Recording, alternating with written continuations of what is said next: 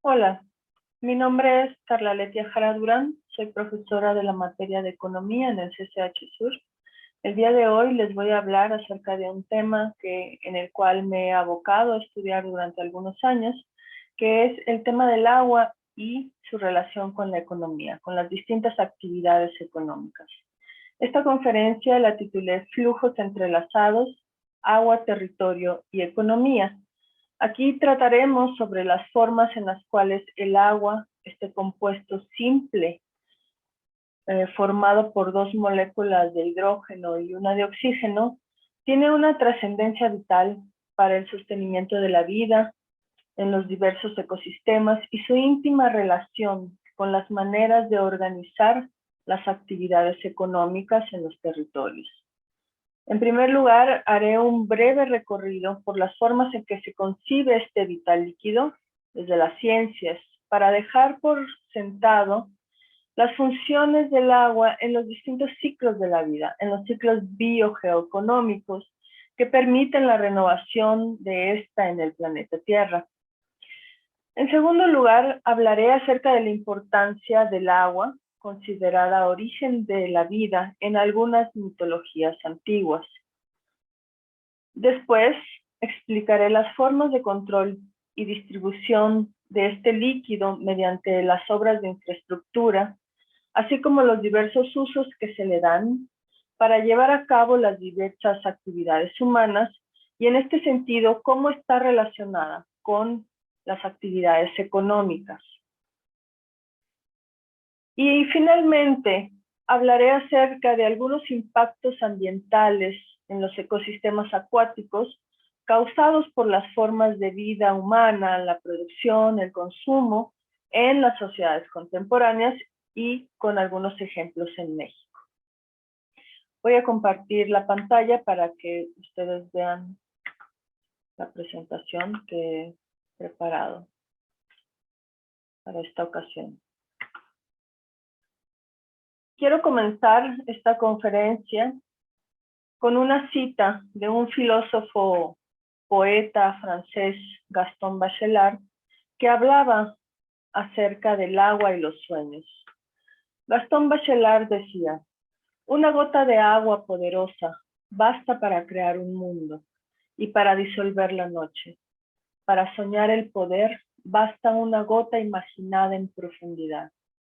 El agua así, dinamizada, es un germen, otorga a la vida un ímpetu inagotable. Podemos considerar que esta cita de Gaston Bachelard es una metáfora que nos habla del poder del agua como generadora de vida, creadora de mundos, pero también como creadora de muerte, destructora de civilizaciones enteras. Dicen que el agua es el elemento más femenino, el más universal. Por lo tanto, ser la voz del agua es fluir con el tiempo, es romper la piedra, cuartearla a base de paciencia, una paciencia sigilosa de siglos. Ese, creo, es el poder que radica en el agua. Bien, entonces, ¿por qué titulé de este modo la conferencia, Entrelazamientos entre agua, territorio y economía? Bueno, el agua, que es este compuesto fundamental que da origen a la vida, entreteje los mundos de lo humano y la naturaleza. Constituye, podríamos decirlo así, la sangre que recorre la tierra a través de los ríos, sostiene los ciclos de vida de los ecosistemas y además entrelaza los territorios y sus recursos naturales, la vida de las sociedades humanas y sus formas de producción, consumo de bienes, los flujos de riqueza material, de materias primas, personas o mercancías. El ciclo del agua está implicado en todo proceso de producción y reproducción humana. Es por esta razón que he titulado de esta manera la plática que daré a continuación. Y para ello, para explicar estos flujos entrelazados entre agua, ecosistemas, territorios y seres humanos, Les presento aquí un diagrama propuesto por Isaac Samuel Sonneveld, que fue un geólogo neerlandés, un geólogo de Países Bajos, quien propuso el estudio del paisaje como un ecosistema. Y este diagrama se los presento para que podamos ver cómo se entrelazan los distintos elementos en el paisaje y los distintos ecosistemas.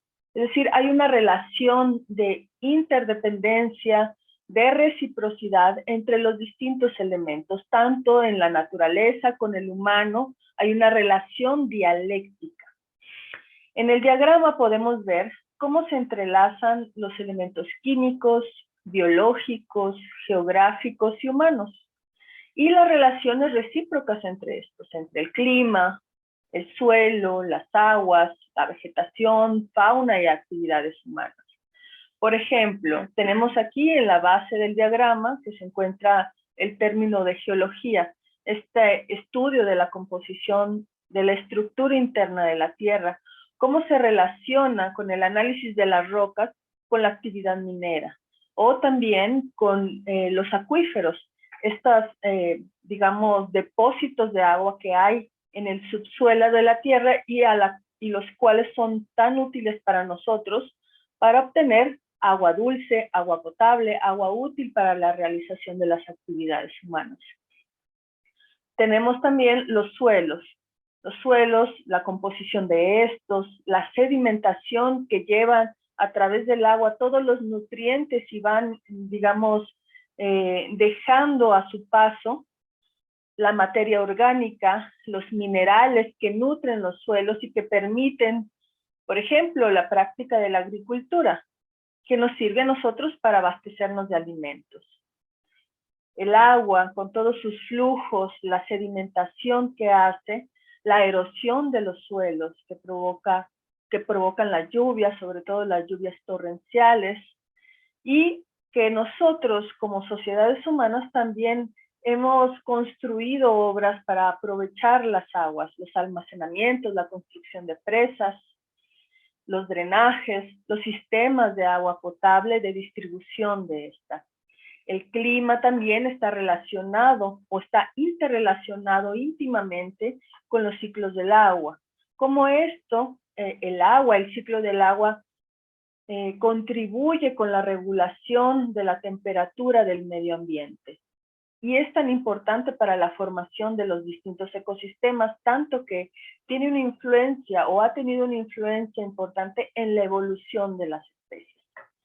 Tenemos a su vez también la fauna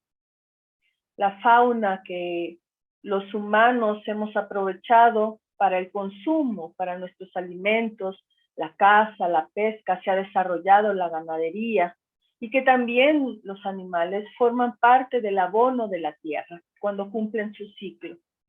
El paisaje, lo humano, en toda esta interrelación de elementos, pues que somos los que transformamos a través del trabajo a la naturaleza, y así también creamos la cultura. Construimos ciudades, las planeamos, pero además generamos impactos importantes en todos estos elementos de la naturaleza, como la contaminación de los ríos, por ejemplo. La vegetación. La vegetación tiene una influencia también en la evolución humana. La vegetación nos ayuda a tener alimentos, ayuda a los animales o provee a los animales de alimento, así también. Entonces, con este diagrama podemos considerar que el agua es un elemento que integra e une a todos los demás, es decir, está presente en cada uno de estos elementos, tiene una influencia importante en este tipo de relaciones de interdependencia que hay en la naturaleza. Por eso considero que el agua entrelaza los distintos elementos de la vida en el planeta. Pero podríamos preguntarnos entonces, ¿qué es el agua? ¿Qué es el agua? Para responder a ello, haremos un recorrido por las formas en que se concibe este vital líquido. Para comprender su función en la continuación de los ciclos biogeoquímicos, es decir, los ciclos biológicos, geológicos, químicos, los ciclos de la vida, que permiten la renovación de esta en el planeta Tierra. En torno al agua podemos considerar que existe una constelación, una gran cantidad de ideas a partir de distintas perspectivas o de distintos horizontes reflexivos que convergen en una idea común que es la vida. Para entender la función diversa y compleja del agua en los múltiples ámbitos de la vida, es necesario pensarla entonces desde las distintas perspectivas, así con esa multiplicidad en la que se expresa el agua. Dado que la percepción que tenemos de esta va desde lo micro, es decir, desde lo pequeño a lo macro, hasta lo más grande, pasa por la experiencia inmediata de nuestros sentidos, el estímulo que ejerce esta sobre el sistema nervioso y la salud del cuerpo. Para conservar la salud de nuestro cuerpo requerimos de agua. Estamos constituidos en 70% del agua. Pero también va hasta la construcción de una serie de ideas, abstracciones, teorías, conceptos en relación a la naturaleza. Y estas ideas en conjunto son la base sobre la que se construyen las ciencias.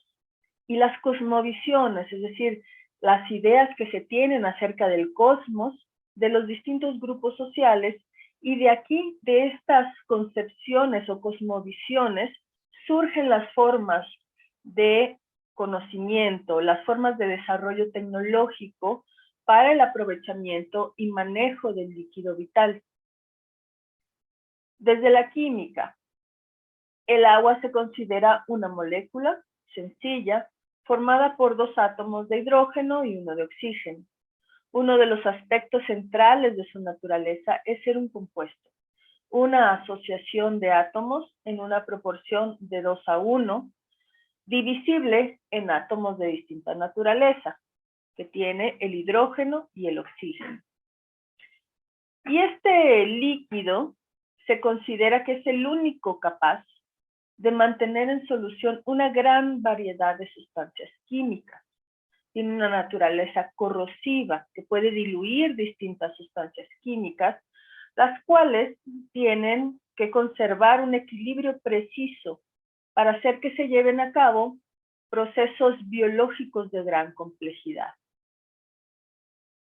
Entonces, los ámbitos del agua transitan por un continuo movimiento de fusiones y desprendimientos. Sus enlaces químicos son flexibles, son partículas plegables en configuraciones de mayor complejidad que luego también se desmenuzan en estructuras simples. Una de la naturaleza del agua es fluir, es su fluidez. El agua es el agente también, es el agente de cambio geológico, ecológico y global. Su abundancia hace fértiles las regiones secas, pero su ausencia puede convertir los prados, los bosques en desiertos. Su presencia representa la diferencia entre un cielo azul y un cielo gris. Su ciclo, junto con el ciclo del aire, posibilitan los flujos y reflujos del calor provenientes de los océanos, que dan lugar a fenómenos como sequías, huracanes, lluvias torrenciales. Es decir, influye junto con el ciclo del aire en los fenómenos naturales.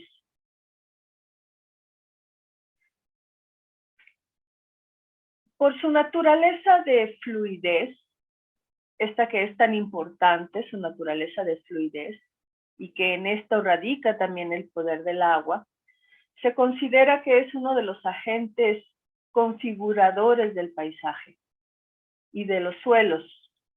El agua esculpe valles y cañones, dejando a su paso asombrosas esculturas de piedra, como las que vemos en estas imágenes, grafía, escribe sobre la tierra los laberínticos caminos fluviales, es decir, va labrando los caminos de los ríos a través de todas las tierras, cambia la forma a las playas a lo largo de las costas. Entonces, desde las montañas hasta el mar, el agua va labrando el perfil del planeta, quiebra las rocas más firmes para abrir paso a las diversas formas de vida. Me gustaría leerles de nuevo una metáfora, una cita.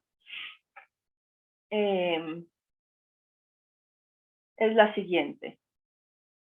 Mediadora de la vida y de la muerte a escala planetaria, escultora, lubricante, oculta del vulcanismo, agente de las formaciones minerales y pincel que da color al cielo, el agua es lo que hace único al planeta. Desde las ciencias biológicas, el agua se concibe como generadora de vida, eso lo tenemos, creo que claro, todas y todos. Es una condición fundamental para el funcionamiento de los procesos biológicos, tanto en nuestra naturaleza interna para conservar la salud de nuestros cuerpos, pero también en la naturaleza externa. Genera todo este encadenamiento de las diversas formas de existencia, las diversas formas de vida, constituyendo estos complejos sistemas de vida que conforman el planeta Tierra. Si imaginamos que además del estado líquido, gaseoso y sólido, este compuesto tiene un quinto estado, el estado vivo. Entonces podemos decir que el agua es un ser, es una plétora de seres animados provistos de voluntad. Su multiplicidad descansa en todas las formas vivientes que se encuentran en la corriente de un arroyo o en la tranquila superficie del estanque. Como podemos ver en las imágenes, el agua se expresa en este estado vivo en las distintas formas que existen en el planeta Tierra, ya sean los árboles, en los humanos, en los animales, en los distintos animales. Es decir, es una plétora, una gran cantidad de formas en las que se expresa la vida o en las que se expresa el agua a través de la vida. Su capacidad para disolver sustancias crea una especie de sopa de vida que provee a los océanos de nutrientes necesarios para la vida. Y esta sopa fue el lugar de nacimiento de todas las criaturas vivientes de la Tierra. Esta capacidad de existir en más de un estado físico, bajo las condiciones prevalecientes en la superficie de la Tierra, genera que la dinámica del ciclo hidrológico se repita y se renueve a sí mismo una y otra vez. Aquí podemos ver en las imágenes cuáles son las distintas fases del ciclo hidrológico. Tenemos la evaporación. A través del calor se evapora el agua, se forman las nubes, se condensa. Después llega la precipitación, se infiltra en la tierra, forma los ríos, los arroyos, los manantiales y los acuíferos, el agua subterránea. Según estimaciones científicas, cada 3.100 años, un volumen de agua equivalente a todos los océanos pasa a través de la atmósfera, llevado hasta allí por evaporación y luego expulsado por precipitación. Es decir, hay un continuo flujo, un continuo movimiento de este ciclo hidrológico que ayuda a que la vida en el planeta se renueve también. Entonces, este ciclo hidrológico en conjunto con los ciclos biogeoquímicos, biológicos, geológicos y químicos, confiere al planeta el potencial de la autorregulación, de mantener los ciclos estables y un entorno relativamente constante frente a determinadas circunstancias cambiantes. Es lo que regula el clima, los patrones de lluvia, e incluso los humanos hemos aprendido a leer estos ciclos para realizar las cosechas, los cultivos de los alimentos. Y por toda esta importancia de la cual ya les he hablado acerca del agua, pues ha sido uno de los recursos más buscados desde el establecimiento de las primeras comunidades prehistóricas. Ha sido factor de auge y declive de civilizaciones conformadas en función de su escasez o de su abundancia. Los primeros grupos humanos generalmente se asentaron a las orillas de los ríos. La importancia de los ríos como sustento de la vida, entonces, aparece en diversos mitos y creencias de una multitud de culturas que la asocian con la fertilidad. En muchos lugares del mundo, a los ríos, por esta asociación que se tiene con la fertilidad, la producción de alimentos, se los llama madres. Por ejemplo, al río Narmada, que recorre la India, se le llama Narmadai, madre Narmada. O el Volga, en Rusia, es Rodnaya, madre de la tierra. La traducción literal de la palabra tailandesa que denomina el río, Maenan, significa madre del agua. Muchas veces los ríos, por esta asociación con la fertilidad, han sido asociados con divinidades, en especial femeninas. En el antiguo Egipto, las crecientes del Nilo, del río Nilo, eran consideradas las lágrimas de la diosa Isis. Según los pueblos eslavos, el agua corresponde al caos primordial, al comienzo del mundo. El océano mar para estos pueblos es femenino, es la mar o la océano, y a menudo se compara con una madre, la madre caos que da origen al mundo. Para los mexicas está Xalxiutlicue, esta imagen que tenemos abajo en medio de la pantalla. Xalxiutlicue, la que tiene su falda de jade, fue la diosa de los lagos y corrientes de agua. Era considerada también como la más importante protectora de la navegación costera en el México antiguo. En el Antiguo Oriente, o en el Antiguo Medio Oriente, la deidad más conocida era la diosa babilónica Tiamat, considerada madre de todos los dioses y representada en la mar. También las tribus polares de los Inuits, estas tribus que viven aún en Alaska, tienen una diosa del mar y la llaman Madre Sedna, que era la responsable tanto de la abundancia del mar como de sus devastadoras tormentas. Finalmente, como ejemplo, tenemos a Yemanja, que es una divinidad de la fertilidad en la religión Yoruba de Nigeria, originalmente asociada con los ríos, el mar y en general con cualquier cuerpo de agua. Fue considerada como un símbolo de fertilidad y maternidad. La adoración de Yemanja llegó al continente americano en la época del tráfico de los esclavos africanos. Entonces, con esto vemos cómo el agua está asociada a la fertilidad, a la feminidad y a la producción de los alimentos para la satisfacción de las necesidades básicas primarias de los humanos. Por ello, tiene una importancia o una relación importante con la economía. Y en este sentido, el agua se ha constituido como una matriz cultural de la humanidad. Una matriz cultural, la que da origen también a la cultura. Es necesaria para llevar a cabo actividades productivas, domésticas, agrícolas, como medio de transporte, de servicios para el recreo, y desde finales del siglo XVIII, cuando comenzó la primera revolución industrial, pues se ha destinado en cantidades crecientes a procesos industriales y de generación de energía eléctrica. Desde el ámbito de lo económico, de lo propiamente económico, se concibe como un recurso natural, ya no un elemento, sino un recurso natural, es decir, una creación cultural, un resultado del avance del conocimiento acerca de los poderes productivos del agua, favoreciendo con ello, con este avance del conocimiento, nuevas formas de riqueza material y otras posibilidades de explotación y aprovechamiento, así como procesos de producción de mercancías y modos de consumo que requieren la utilización de grandes volúmenes de agua.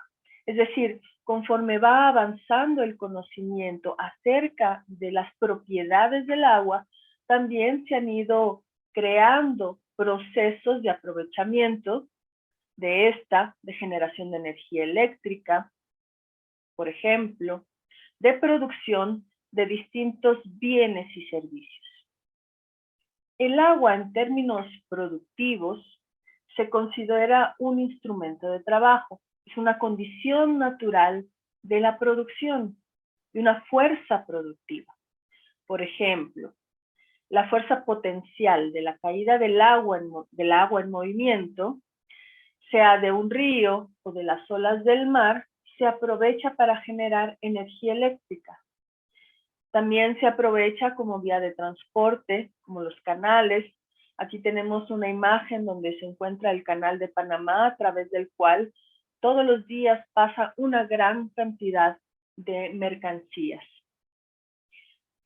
Se utiliza además el agua en las fábricas para producir microchips, en la producción de alimentos, etcétera, en un sinfín de mercancías, de productos. Pero, ¿en dónde está el agua que consumimos? ¿En dónde se encuentra? Generalmente, cuando pensamos en esta, tenemos la idea de que hay cantidades infinitas y que nunca se va a acabar, porque el planeta Tierra, pues es el planeta azul, en el cual está formado en su mayoría por agua. Pero cuando hablamos de la importancia del agua para realizar las actividades humanas, nos referimos particularmente al agua dulce. Para tener una mejor comprensión del tema, veamos la cantidad en el planeta con la cual disponemos. Aquí en la imagen a la derecha tenemos los porcentajes que existen de los distintos tipos de agua. El volumen total del agua en el planeta es aproximadamente de 1.4 millones de kilómetros cúbicos en total. Y de esta cifra, el 97.5% corresponde a los océanos, es decir, el 97.5% del agua total en el planeta es salada y generalmente no es útil para la realización de las distintas actividades humanas, excepto por el transporte interoceánico de las mercancías, por ejemplo. Pero solamente el 2.5% del volumen total de agua en el planeta es dulce. Esta agua dulce que es tan importante para la realización de las actividades humanas y para el sostenimiento de los ecosistemas en los continentes. Y este 2.5% de agua dulce se constituye por 69.7% de agua congelada, es decir, de la cual no podemos tener acceso fácilmente en glaciares y nieves perpetuas. El 30.1% son aguas subterráneas, estas que se encuentran en el subsuelo y que muchas sí son utilizadas, aprovechadas por los humanos, pero hay otra parte del agua subterránea que no es útil porque es agua salobre, está llena de minerales que pues no hacen bien a la salud, es decir, no sirve para agua potable. El 0.26% del agua está en los lagos, el 0.05% de humedad en los suelos, el 0.3% en pantanos, 0.04% es agua en la atmósfera y solamente en los ríos hay un 0.006% del agua dulce. Entonces podemos ver con esto, podemos tener una idea más certera acerca de la cantidad de agua que es útil para el aprovechamiento de las distintas actividades económicas de las sociedades. Pero ¿de dónde proviene toda esta agua que consumimos? Hay distintas fuentes de abastecimiento. Esta agua que usamos todos los días, de la que bebemos, con la cual nos bañamos, lavamos nuestra ropa, lavamos los trastes. Esta agua dulce se obtiene de los ríos, arroyos, lagos, las represas o embalses, manantiales, los mantos acuíferos que se encuentran en el subsuelo. Por ejemplo, aquí tenemos una imagen del agua en la Ciudad de México y cuáles son las fuentes de abastecimiento en la Ciudad de México. Un 14% se extrae de manantiales y ríos, un 11% del Valle de Lerma y el 27% del sistema Cutzamala, que es un sistema el cual se compone de distintas vías hídricas, es decir, canales, represas, bombeo de agua para que ésta pueda subir hasta la Ciudad de México y abastecer a los hogares. Y un 48% se abastece del acuífero del Valle de México, es decir, se extrae del subsuelo. Esta es una de las razones por las cuales la Ciudad de México tiene esta inestabilidad en el suelo y entonces también es vulnerable a los temblores, porque se extrae esa agua del subsuelo y esta va generando los hundimientos, los socavones que nosotros hemos visto que han aparecido en los últimos años en la ciudad. Entonces, esas son las fuentes de abastecimiento de agua dulce con las cuales nosotros contamos. ¿Y de qué manera llega a nuestras casas esa agua? ¿Cómo es que tenemos acceso a ese líquido? Nosotros en las ciudades generalmente pues no vamos al río a tomar el agua de ahí ni al pozo. Entonces el acceso y la disponibilidad a estas fuentes se hace por medio de obras de infraestructura y estas son construidas por instituciones que controlan su distribución. Generalmente pues ha sido el Estado, los gobiernos, los que construyen, los que hacen las inversiones para la construcción de estas obras de infraestructura. Pueden ser acueductos, canales, la intubación de los ríos y que son conducidos a las ciudades, a las zonas agrícolas para el riego, las represas, estas como grandes albercas, enormes albercas de concreto que sirven para almacenar el agua, los sistemas de riego, los sistemas de agua potable y los pozos. El principal medio para almacenar de todos estos, para almacenar el agua y abastecer tanto al campo como a las ciudades han sido las represas, los embalses.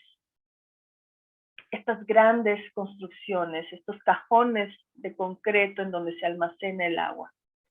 Estas obras generalmente se han construido y administrado por el Estado y en los últimos años pues se ha permitido que se realice inversiones por parte de capital privado.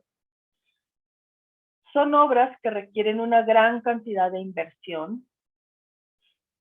Por ejemplo, en México hay un rango muy amplio dependiendo, por supuesto, del tamaño del embalse, de la represa, que va desde los 1,000 millones de pesos hasta los 50,000 millones de pesos.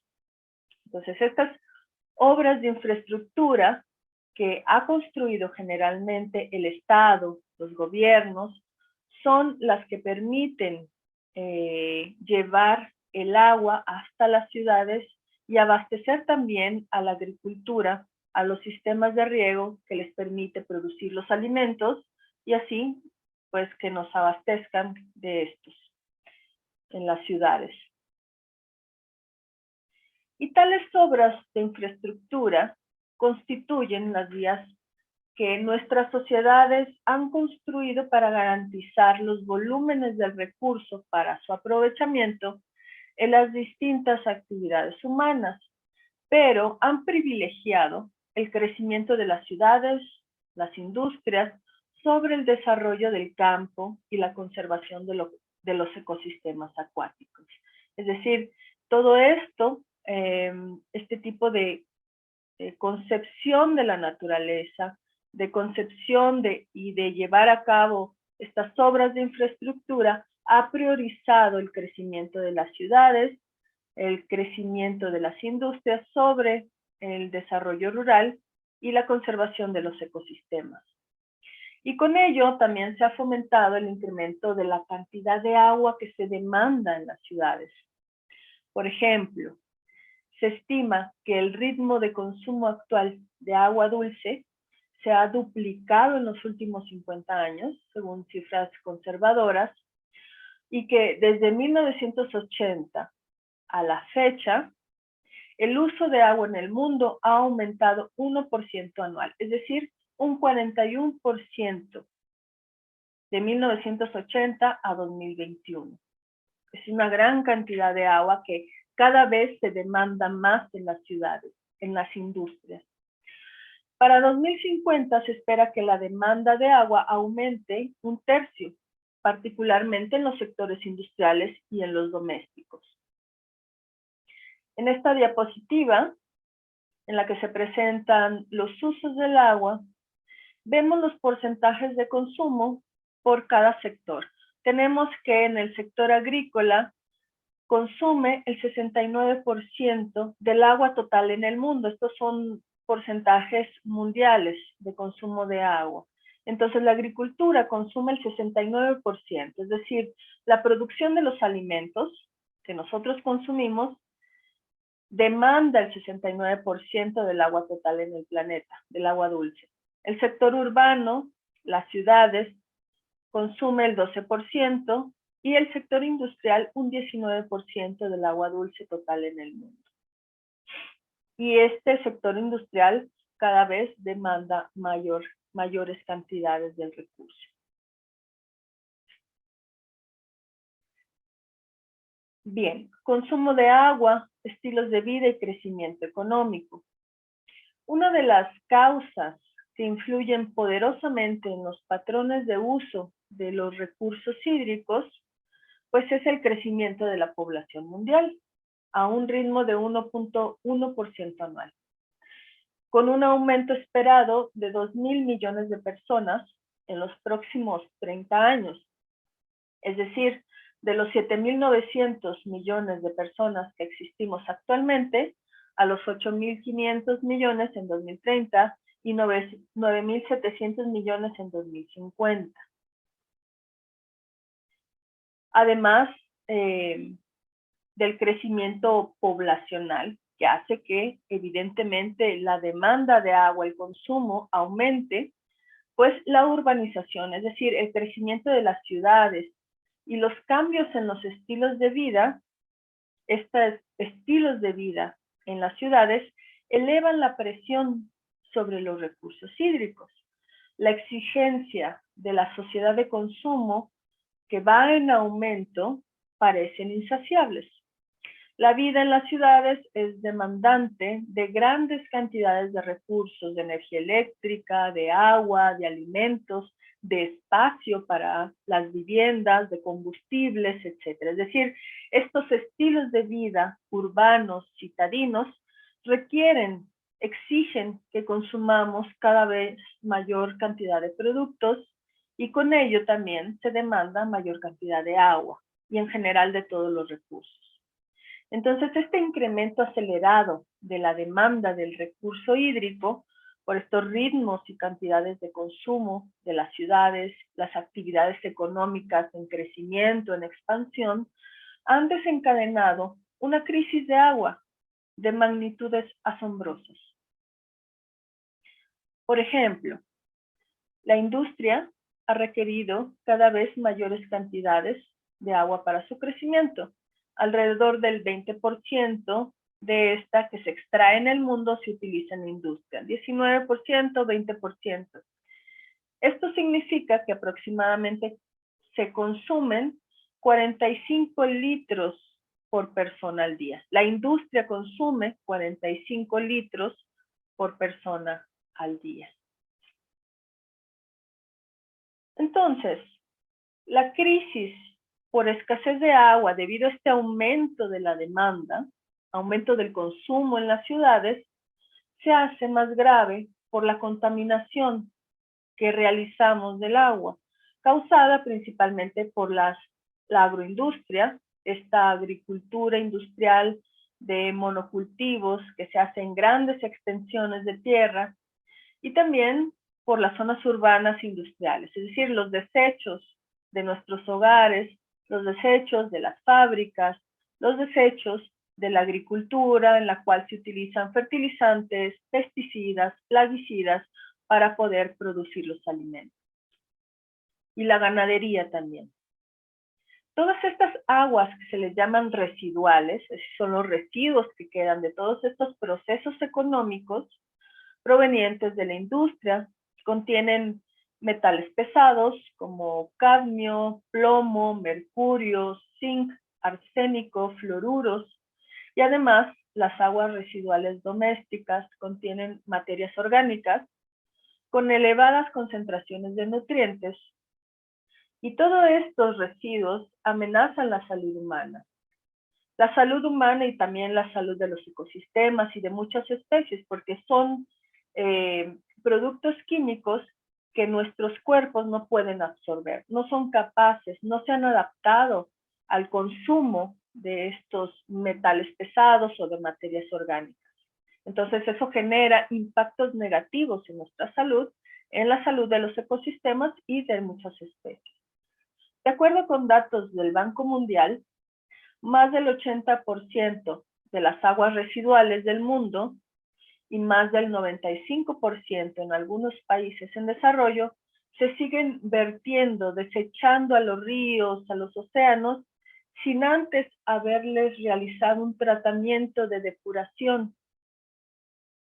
Entonces se desechan al medio ambiente, a los ríos, a la tierra, a los océanos, sin haberles quitado esa contaminación.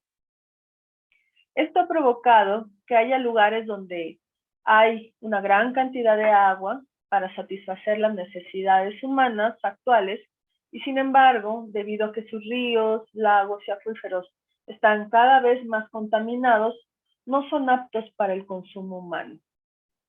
Esto ocurre en gran cantidad o en gran cantidad de poblaciones en México. Existen estudios que calculan que cada litro de agua residual, por un litro de agua que se desecha, que lleva contaminación, contamina a su vez 8 litros de agua dulce, de agua limpia, por lo que 12,000 kilómetros cúbicos de los recursos hídricos del planeta no son aptos para el consumo. Y se prevé, que para el 2050 los recursos hídricos del mundo quedarán reducidos a los 18,000 kilómetros cúbicos. Entonces, todas estas formas en que se organizan las actividades económicas, esta dinámica del mismo sistema que busca acelerar los ritmos de producción, de consumo y expandirlos para el crecimiento económico, también está generando impactos negativos, ha generado impactos negativos en el medio ambiente, no se ha hecho cargo de estos residuos, desechos que dejan todas las actividades económicas y ha generado impactos negativos muy importantes en el medio ambiente, en los ecosistemas acuáticos y también en la salud de las personas. Por un lado, genera, como vemos aquí en estas imágenes, genera inundaciones, genera ríos de aguas negras, escasez en otros lugares y otros impactos en los ecosistemas. En México, ¿cómo se presenta esta crisis del agua? En México, el 80% de los cuerpos de agua, ríos, lagos, arroyos, manantiales, presentan algún tipo de contaminación por descargas industriales, es decir, estas que las fábricas desechan a los ríos o a los cuerpos de agua. En 2017, la bióloga mexicana e investigadora del UNAM, Julia Carabias, en un estudio menciona que solo el 35% de las descargas domésticas reciben tratamiento, es decir, las aguas que nosotros desechamos en nuestros hogares, solamente el 35% recibe tratamiento. y el 18% de las aguas residuales de la industria recibe tratamiento en México. Esto resulta en que 45% de las cuencas están poco contaminadas y un 25% están altamente contaminadas. Las cuencas son estos territorios por donde pasan los ríos y que están conformadas por partes de bosques y de ecosistemas acuáticos enteros. Carabias también menciona que las industrias más contaminantes en México son la azucarera, la alcoholera, la de papel y celulosa, la química, la petrolera, la alimentaria y la agropecuaria. Particularmente la porcicultura, es decir, la cría de cerdos a niveles industriales, y el café, así como los giros de minería, la metalmecánica y la textil. En México, los ríos más contaminados son el Atoyac, que transcurre por los territorios de Puebla, Tlaxcala y Oaxaca, el Lerma-Santiago, que es uno de los ríos más importantes en el país y uno de los más largos, que pasa por los estados de México, Guanajuato, Michoacán, Jalisco y Nayarit. En los ríos del país, en todos estos ríos, se pueden encontrar sustancias como mercurio, plomo, cadmio, níquel, cromo, arsénico, cianuro, tolueno, benceno, cloroformo e incluso compuestos como cloruro de vinilo y disruptores hormonales. Una gran cantidad de sustancias químicas, las cuales no pueden ser procesadas por los ecosistemas, por los animales, y genera impactos en la salud humana y en la salud del medio ambiente. Entonces, con estas preocupaciones y viendo que existen estos impactos negativos en general en la naturaleza, pero sobre todo en los ecosistemas acuáticos, para comprender la magnitud del impacto, de la dinámica económica, de las formas de producción y consumo, pues ha habido gente que se ha preocupado en proponer formas de medir este impacto. El ingeniero y ecologista Arjen Hoekstra creó en 2002 el indicador huella hídrica. La huella hídrica nos ayuda a entender cómo nuestras elecciones de consumo, de producción, los tipos de producción que se realizan, las formas de consumo que realizamos afectan a los recursos naturales. Mientras crece la población y estas exigencias de los estilos de vida, los estándares de vida, de tener el consumo de determinados bienes, se incrementa para muchas personas la huella hídrica. La huella hídrica nos dice qué cantidad de agua es usada cada día en todas nuestras actividades, tales como producir alimentos y ropa, e indica la presión que nosotros ejercemos en nuestras fuentes de agua dulce. La huella hídrica, este indicador, puede ser calculada para una persona, para un proceso productivo, un producto, una mercancía, un negocio o una nación.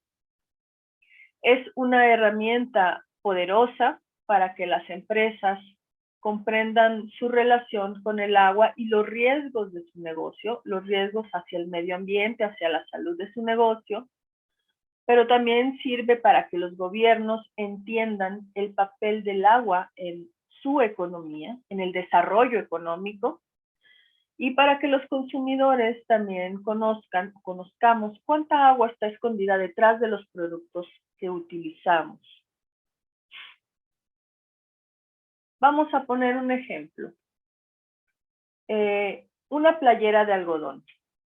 El contenido de agua virtual de una playera de algodón resulta de sumar el agua utilizada para el crecimiento de las plantas y la que se deriva del procesamiento industrial de la semilla de algodón, de la cual se obtiene la tela. Es decir, todo el agua que está implicada en el proceso de la producción de una playera de algodón desde que se plantó, digamos, la planta propiamente de algodón. Para obtener 1 kilo de tela de algodón se requieren 10.800 litros de agua. De esa cantidad, el 45% representa el agua para riego consumida por la planta de algodón, para regar las plantas. El 41% es agua de lluvia que se evapora del campo de cultivo durante el periodo de crecimiento de la planta. Y el 14% es el agua necesaria para diluir el agua residual que resulta del uso de fertilizantes en el campo y de las sustancias químicas en la industria textil, es decir, esta que ya procesa y elabora la tela. Para el blanqueamiento de la tela se requieren aproximadamente 30.000 litros de agua por tonelada de algodón. Y para el teñido de la tela, 140.000 litros por tonelada. Así, una playera de algodón con un peso aproximado de 250 gramos tiene una huella hídrica de 2.700 litros. Por cada playera de algodón, nosotros consumimos o tenemos una huella hídrica, un impacto de 2.700 litros. Considerando todo el proceso de la producción. Otro ejemplo para que comprendamos mejor, el café que tanto acostumbramos. El café cuesta alrededor de 21.000 litros de agua producir 1 kilo de café tostado. Para una taza normal de café se requieren 7 gramos de café tostado, por lo que una taza de café cuesta 140 litros de agua. Suponiendo que una taza normal de café tenga 125 mililitros, entonces necesitamos más de 1.100 gotas de agua para producir una gota de café. Esto considerando todo el agua que está implicada en el proceso desde que se planta el cafetal, tiene que recibir agua para crecer la planta, en el cultivo, en el procesado del café, en el tostado, en el transporte, en el empaquetado. Todo este proceso, todos estos procesos están, en estos procesos está implicada el agua. Se requiere agua para llevarlos a cabo. Y aquí tengo unos ejemplos que les presento acerca de la huella hídrica de distintos productos. Una papa, por ejemplo, de 100 gramos, tiene una huella de 25 litros de agua. Una manzana, para producir una manzana se requieren 70 litros de agua. Una rebanada de pan requiere de 440 litros de agua. Un huevo de 40 gramos, 135 litros. Es decir, desde que nace la gallina y todo lo que implica alimentar la gallina, el agua que está implicada en la producción del alimento de la gallina, el agua que requiere el animal para poder vivir y el proceso de la producción de huevos, todo este proceso que ahora es industrial, el transporte, el empaquetado de los huevos, todo eso requiere agua. Por eso, un huevo requiere de 135 litros de agua, es decir, esa es su huella hídrica. Una bolsa de papas fritas que tanto nos gustan, de 200 gramos, tiene una huella de 185 litros. Y así vamos con distintos productos que presento aquí. Un vaso de cerveza de 250 mililitros requiere de 75 litros de agua. Un par de zapatos de piel de bovino, 8,000 litros de agua, porque está implicado el proceso de nacimiento del animal, de cría del animal y todo el procesamiento de la piel, de la elaboración de los zapatos, es decir, requiere aún mayor cantidad de procesos en todos los cuales se requiere agua. Un microchip de 2 gramos, esto que se utilizan en los dispositivos electrónicos, requiere de 32 litros de agua. Esa es su huella hídrica. Entonces podemos ver que nuestro consumo, nuestras formas de consumo, generan un impacto en el agua dulce del planeta. Y estos estilos de vida que se exigen las ciudades, cada vez mayor cantidad de consumo de diversos tipos de bienes y las formas en las que se organiza la producción, la distribución, las actividades económicas requieren grandes cantidades del recurso. Además, la manera en que se administra el agua y en que está regulado la contaminación, los desechos, las aguas residuales, también ha generado estos impactos negativos, causando entonces escasez por el alto consumo y escasez por la contaminación. En conclusión, podemos decir que, a diferencia del calentamiento global, la crisis del agua es una crisis silenciosa que amenaza la vida y destruye los medios de sustento en una proporción devastadora. Se manifiesta en su creciente escasez por sobreexplotación y degradación por contaminación. Y también afecta de manera importante en el creciente sobrecalentamiento del planeta, que llevará a un incremento en fenómenos tales como inundaciones, sequías de larga duración y huracanes más intensos. Por ejemplo, tan solo en México, en 3 años, se han vivido situaciones contrastantes y catastróficas debido al calentamiento global. En 2009, según datos de la Comisión Nacional del Agua, México experimentó la segunda peor sequía en 60 años. En 2010, en contraste, fue el año más lluvioso que se ha tenido registro.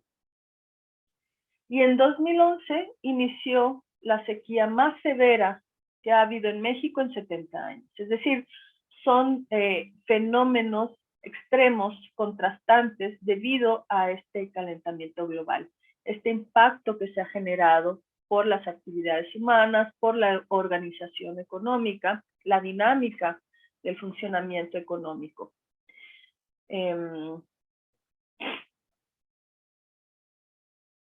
Por todo esto que ya les he platicado, por todo esto, considero de una importancia crucial, fundamental, volver nuestra mirada hacia la naturaleza, hacia el agua, para conocer las formas en las cuales este recurso hace posible el desarrollo humano y así también comprender los impactos que nuestras sociedades producen en la naturaleza, en los ciclos de vida del planeta.